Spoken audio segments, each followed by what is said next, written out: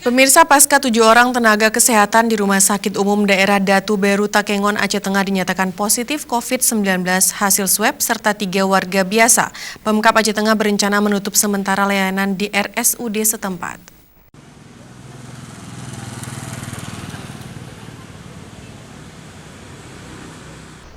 Ketujuh tenaga kesehatan RSUD Datu Beru tersebut meliputi 3 orang dokter, 2 orang analis, 1 orang perawat yang bekerja di rumah sakit umum daerah tersebut yang dikeluarkan hasil swab pada 8 September 2020.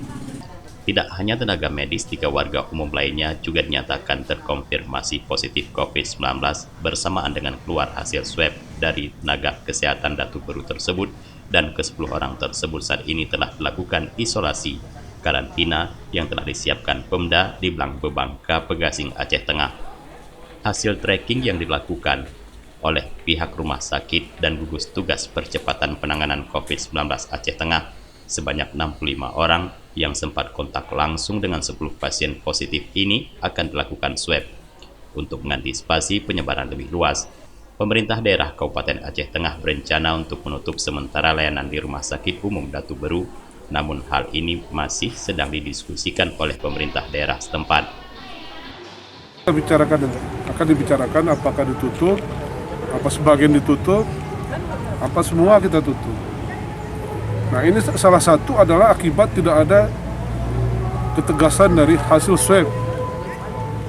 Maka terpapar 3 dokter, 4 para medis, dan 3 masyarakat.